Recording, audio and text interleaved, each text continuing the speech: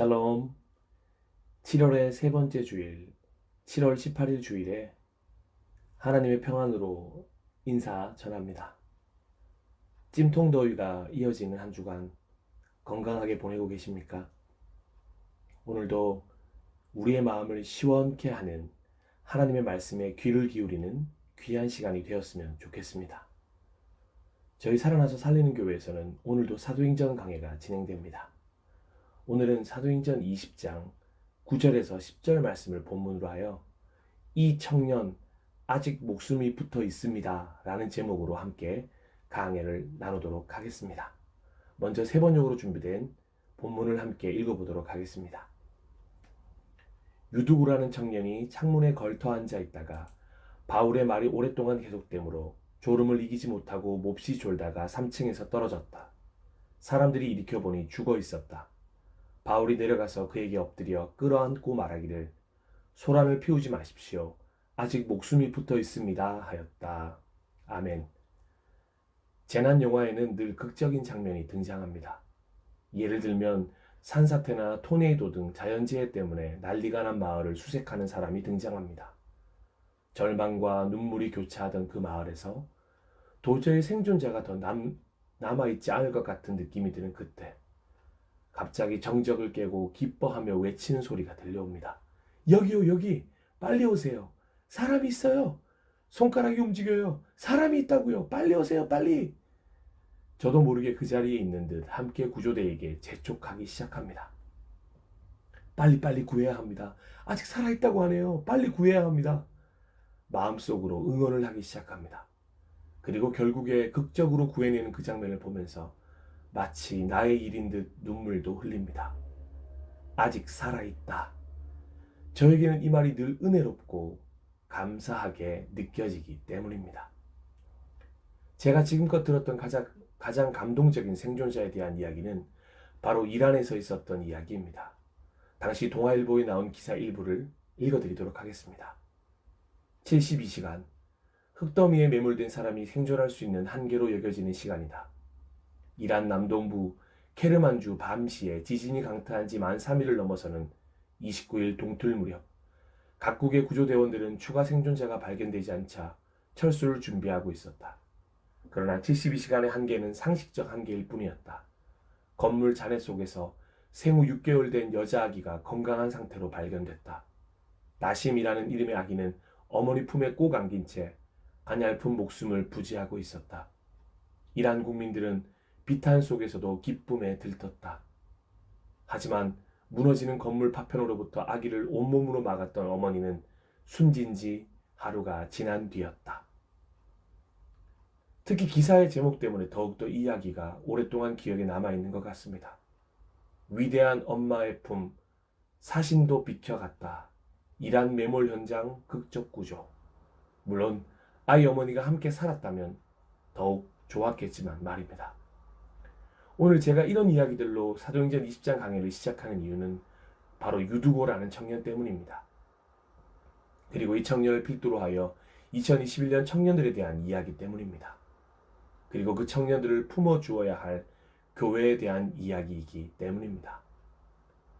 청년들이 교회를 떠나고 있습니다. 더 이상 교회 안에서 청년들을 찾아볼 수 없습니다. 꼰대 같은 교회에서 숨 쉴 수 없는 청년들, 교회를 버려갑니다. 왜 청년들이 교회를 떠나는가요? 이젠 이런 이야기들이 너무도 쉽게 듣게 되는 이야기입니다. 정말 이 말들이 피부로 와닿습니다. 그렇게 가득했던 청년들은 이제 교회에서 찾아볼 수 없게 되었습니다. 교회를 든든히 서게 만들었던 40% 가까웠던 허리였던 청년들의 수는 이제 코로나와 맞물려 4%대로 급격하게 떨어져 있습니다. 그러니 교회 안에 성도들의 연령을 보면 이미 고령화가 시작된 것이 사실입니다. 연령 피라미드가 호리병화 되어 가고 있다는 것입니다.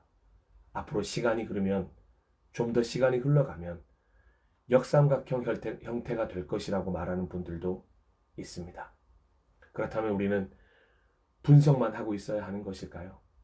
아니면 걱정만 하고 있어야 하는 것일까요? 아닙니다. 분석과 걱정을 뒤로 하고 하나님의 방법으로 실천해야 할 때입니다. 오늘 사도행전 20장 강해를 통하여 이 청년 아직 목숨이 붙어 있습니다 라고 외치는 바울의 모습을 통해 함께 그 하나님의 방법을 살펴보았으면 좋겠습니다. 에베소에서 아데미 여신과 관련이 있었던 은세공업자 데메드리오에 의해 한 차례 큰 소동이 있었습니다. 이 소동 뒤 바울은 제자들을 불러오게 해서 그들을 격려한 뒤에 작별 인사를 하고 마케도니아로 떠나가게 됩니다. 바울은 그곳의 여러 지방을 거쳐가면서 여러 가지 말로 제자들을 격려하고는 그리스에 이르게 되었습니다. 그리고 그리스에서 3달을 지낸 후 배로 시리아에 가려고 했던 바울은 유대 사람들이 자신을 해치려 한다는 음모를 듣고는 마케도니아를 거쳐서 돌아가기로 작정하게 됩니다. 이런 바울의 일정에 도움을 주었던 사람들의 이름을 성경은 자세히 기록하고 있습니다. 사도행전 20장 4절에서 5절 말씀입니다. 그때 그와 동행한 사람은 부로의 아들로서 베레아 사람 소바더와 데살로니가 사람 가운데서 아리스타고와 세군도와 더베 사람 가이오와 디모데 그리고 아시아 사람 두기오와 드로비모였다. 이들이 먼저 가서 드로아에서 우리를 기다리고 있었다. 아멘. 어찌 바울만으로 모든 사역이 이루어질 수 있겠습니까? 이렇게 이름 없이 빚도 없이 묵묵히 바울을 도왔던 동역자들이 있었다는 것을 우리는 잊지 말아야 할 것입니다. 바울 일행은 무교절 뒤에 배를 타고 빌립보를 떠나 5일 만에 드디어 드로아에 이르렀습니다. 그리고 거기서 일주일 동안 머물면서 동역자들과 시간을 보내게 됩니다. 여기서부터 오늘의 이야기가 본격적으로 시작됩니다. 7절입니다. 주간의 첫날에 우리는 빵을 떼려고 모였다. 바울은 그 다음날 떠나가기로 되어 있어서 신도들에게 강론을 하는데 강론이 밤이 깊도록 계속되었다. 아멘. 주간의 첫날, 공동번역을 보면 안식일 다음날, 즉 현재로 말하면 주일에 모든 교인들이 빵을 떼기 위해서 모였습니다. 내일이면 바울 일행을 떠나보내게 됩니다. 바울 일행을 향한 아쉽고도 고마운 마음에 모든 교인이 한자리에 모인 것입니다. 그 환대에 감사로 화답하듯 바울은 마음을 다해 신도들에게 하나님의 말씀을 나누기 시작했습니다. 얼마나 집중해서 하나님의 말씀을 나누었는지 빵을 떼려고 모였다는 목적도 깜빡 잊어버린 채 밤이 깊어가는 것도 모를 정도였습니다. 밤이 더욱 깊어지자 등불이 하나둘씩 더 켜지고 결국 위층 방에는 꽤 많은 등불이 켜지게 되었습니다. 아마 등불에 대한 이야기를 한 것으로 보아 한정된 공간 안에 생각보다 많은 등불이 켜지게 된 것이 강론을 듣고 있던 사람들 사이에서 문제가 될 수 있음을 누가는 감지했던 것 같습니다. 아니나 다를까 그때였습니다. 쿵 하는 소리와 비명소리가 들렸습니다. 9절 말씀입니다. 유두고라는 청년이 창문에 걸터 앉아 있다가 바울의 말이 오랫동안 계속되므로 졸음을 이기지 못하고 몹시 졸다가 3층에서 떨어졌다. 사람들이 일으켜보니 죽어 있었다. 도무지 교회 안에서 생길 수 있는 일이라고 생각할 수 없는 일이 일어났습니다. 하나님의 말씀을 듣던 자리에 있던 사람이 3층에서 떨어져 죽는 일이 일어난 것입니다. 그 뜨거웠던 현장은 찬물을 끼얹은 것처럼 고요해졌을 것입니다. 그런데 우리는 여기서 그가 어떤 이유로 떨어져 죽었는지에 대해서 분석하거나 원망할 필요가 없습니다. 더욱 집중해야 할 것은 유두고가 죽었다는 것입니다. 즉사할 정도로 큰 충격이 있었다는 것입니다. 그리고 이 일을 어떻게 수습할 것인가에 대한 것이 우선 아니겠습니까? 많은 분들이 이 구절을 보면서 졸음을 이기지 못한 유두고를 탓하곤 합니다. 어떻게 하나님의 말씀을 들으러 와서 졸 수 있냐고, 심지어는 영적으로 둔해져서 이런 사고가 일어났다고 말도 안 되는 해석으로 설명하는 분도 있습니다. 그런데 등불이 많이 켜져 있었던 상황도 문제가 되었지만 더욱더 직접적인 원인이 되었던 것은 기록된 대로 분명 바울의 말이 오랫동안 계속되었다는 것이었습니다. 그 말을 듣고 있던 유두고가 졸았다는 것보다 바울의 말이 오랫동안 계속되었다는 것이 성경이 기록하고 있는 우선의 원인이었습니다. 끝날 것 같았는데 끝나지 않고 계속해서 이어지는 필리버스터 같은 바울의 열정적인 강론을 듣다가 졸음을 이기지 못하고 몹시 졸다가 3층에서 떨어지게 된 유두고입니다. 바울의 강론이 길어도 너무 길었던 것입니다. 그것이 원인이었습니다. 그 원인으로 인하여 유두고가 죽은 것입니다. 누군가는 바울의 강론이 생각한 시간보다 길어진다고 느꼈을 때 끊을 수 있어야 했습니다. 아니, 바울 스스로도 언제나 그래왔듯이 간략하게 핵심만 전하면 됩니다. 그런데 내일이면 떠나야 한다는 생각으로 높아심으로 한마디라도 더 전하고 싶었던 것입니다. 그 열정 이해합니다. 하지만 언제나 과하면 모자란 것보다 못한 것입니다. 사실 유두고가 죽는 일은 일어나지 않았을 수 있습니다. 밤이 깊도록 이어질 필요가 없도록 충분히 간략하고 분명하게 정리할 수 있는 능력을 바울은 가지고 있었기 때문입니다. TMT와 TMI란 신혼조어가 있습니다. Too much talker와 Too much information의 줄임말입니다. 바로 오늘 바울의 모습이 TMT였고 그가 전했던 것이 TMI인 것입니다. 이렇게 강론은 계속되었고 유두거는 졸다가 졸음을 이기지 못하고 그만 3층에서 떨어져 죽고 말았습니다. 큰 소동이 일어나고 곳곳에서 이해할 수 없는 듯한 표정으로 서 있었을 것입니다. 그때 그 정적을 깨고 바로 움직임을 취한 한 사람이 있습니다. 자신이 너무 길게 강론을 이어갔다는 것을 그제야 알아챈 바울이었습니다. 사도행전 20장 10절 말씀입니다. 바울이 내려가서 그에게 엎드려 끌어안고 말하기를 소란을 피우지 마십시오. 아직 목숨이 붙어 있습니다. 하였다. 아멘. 바울은 달려내려가는 순간 하나님께 기도했을 것입니다. 하나님 도와주십시오. 그리고 유두고를 향했습니다. 그리고 많은 사람들을 향해 외쳤습니다. 소란을 피우지 마십시오. 이 청년 아직 목숨이 붙어 있습니다. 마치 열왕기상에 등장하는 엘리야 때 이야기처럼 열왕기 하에 등장했던 엘리사 때와 같은 일이 일어난 것입니다. 먼저 열왕기상 17장 19절에서 22절 말씀을 함께 보도록 하겠습니다. 엘리야가 그 여인에게 아들을 달라고 하면서 그 여인의 품에서 그 아이를 받아 안고 자기가 머물고 있는 다락으로 올라갔다. 그리고 그를 자기의 침대 위에 뉘어놓고 주님께 부르짖었다. 주 나의 하나님, 어찌하여 내가 머물고 있는 이 집의 과부에게 이렇게 재앙을 내리시어 그 아들을 죽게 하십니까? 그는 그 아이의 몸 위에 3번이나 엎드려서 몸과 몸을 맞춘 다음 주님께 또 부르짖었다. 주 나의 하나님, 제발 이 아이의 호흡이 되돌아오게 하여 주십시오. 주님께서 엘리야가 부르짖는 소리를 들으시고 그 아이의 호흡을 되돌아오게 하여 주셔서 그 아이가 살아났다. 아멘. 한 구절만 더 보겠습니다. 열왕기하 4장 32절에서 35절 말씀입니다. 엘리사가 집 안에 들어가서 보니 그 아이는 죽어 있었고 그 죽은 아이는 엘리사가 눕던 침대 위에 뉘어 있었다. 엘리사는 방 안으로 들어가서 문을 닫았다. 방 안에는 엘리사와 그 죽은 아이 둘뿐이었다. 엘리사는 주님께 기도를 드린 다음에 침대 위로 올라가서 그 아이 위에 몸을 포개어 엎드렸다. 자기 입을 그 아이의 입 위에 두고 자기 눈을 그 아이의 눈 위에 두고 자기의 손을 그 아이의 손 위에 놓고 그 아이 위에 엎드리니 아이의 몸이 따뜻해지기 시작하는 것이 아닌가. 엘리사가 잠시 내려앉았다가 집안 이곳저곳을 한번 거린 뒤에 다시 올라가서 그 아이의 몸 위에 몸을 포개어 엎드리니 마침내 그 아이가 7번이나 재채기를 한 다음에 눈을 떴다. 아멘. 이 두 말씀을 모를 리 없었던 바울은 마치 그날의 엘리사처럼 자신도 하나님의 도우심을 구하며 유두고를 향해 갔고 그 결과 유두고가 살아나게 된 것입니다. 그런데 옆에서 바라보던 사도행전 저자 누가는 그런 바울의 행동을 마치 우리가 꼭 봐야 한다는 듯이 한 동작씩 끊어서 기록하고 있는 것을 발견할 수 있습니다. 다시 한번 10절을 보겠습니다.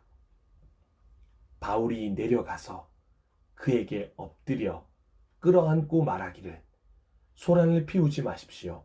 아직 목숨이 붙어 있습니다. 하였다. 아멘. 저는 이 구절을 통해서 교회가 청년들을 다시 품기 위해 어떤 노력을 해야 하는지에 대해서 생각해 보게 되었습니다.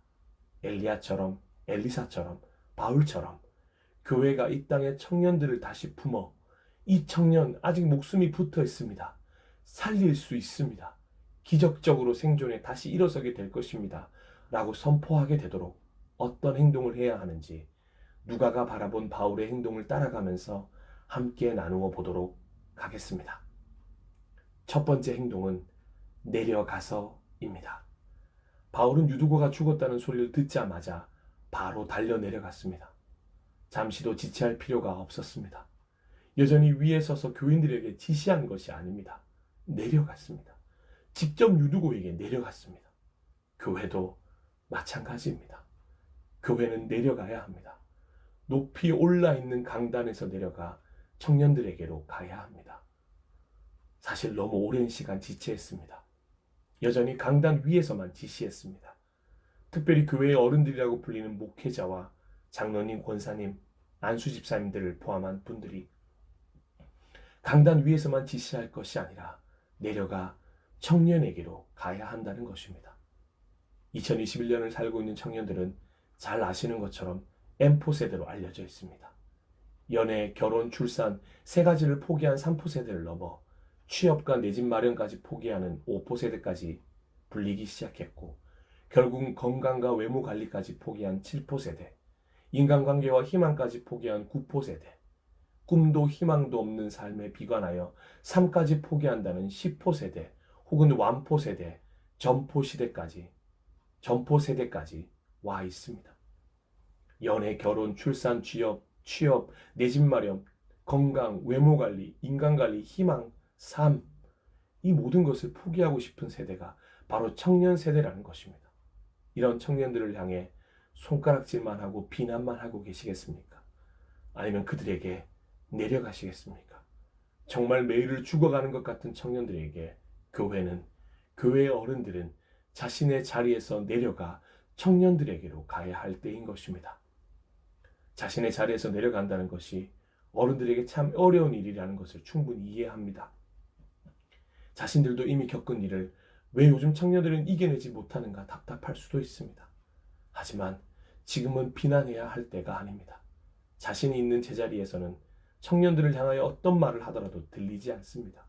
오로지 교회가, 어른들이 자신의 자리에서 내려가 청년들에게 가지 않으면 아무런 변화도 일어나지 않는다는 것입니다.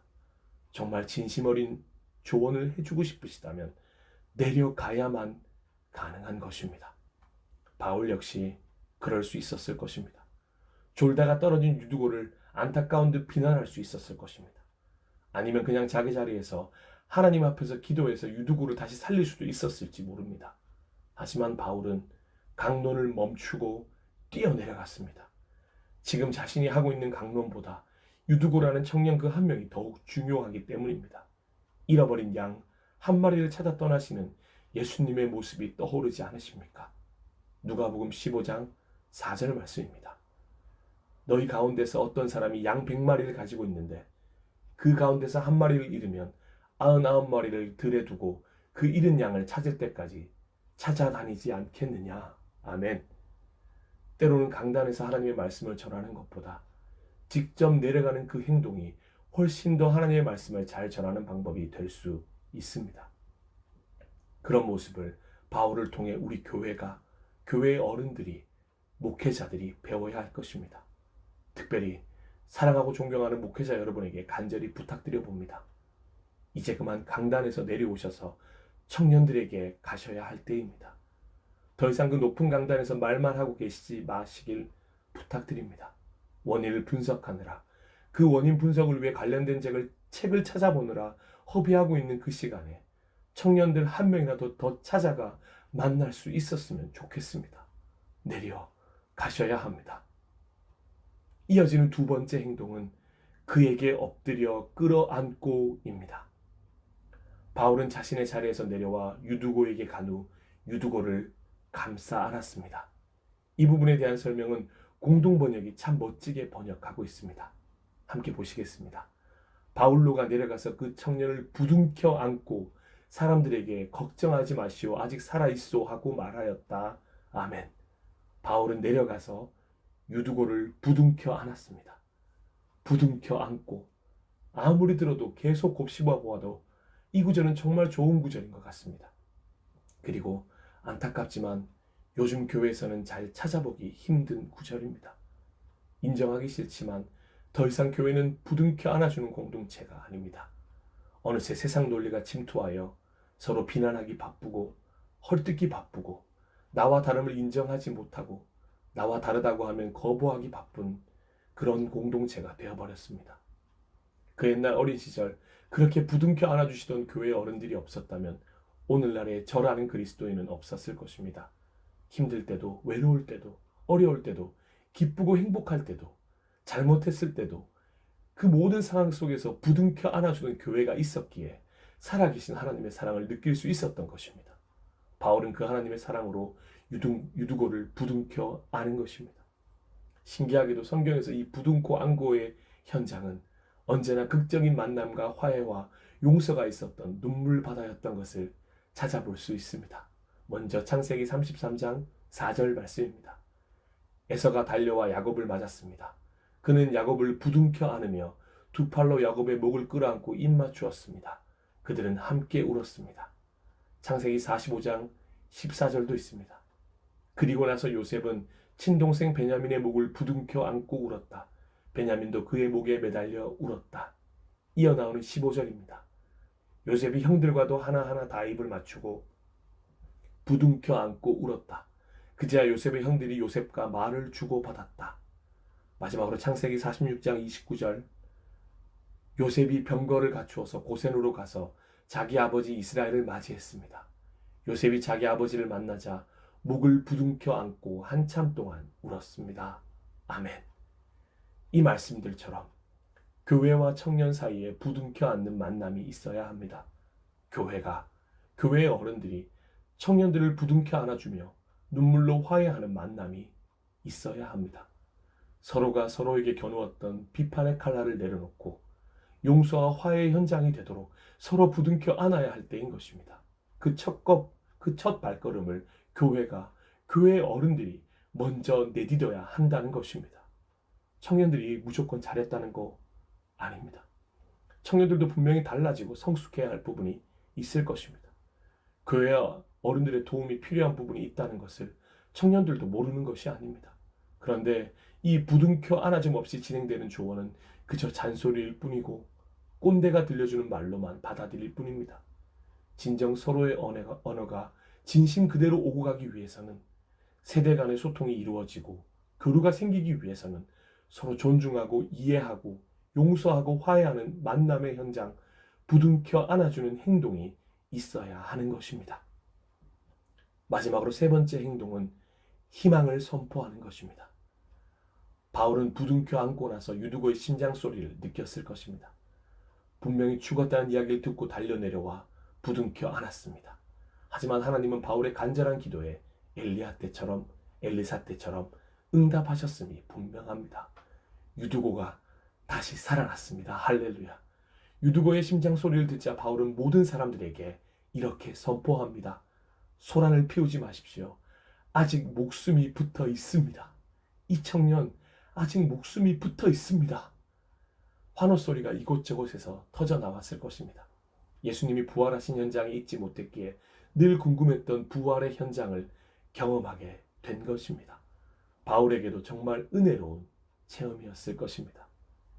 여기 지금 바울이 하고 있는 희망의 선포가 바로 우리 교회와 교회의 어른들이 청년을 향해, 교회를 향해, 세상을 향해 외쳐야 할 선포입니다.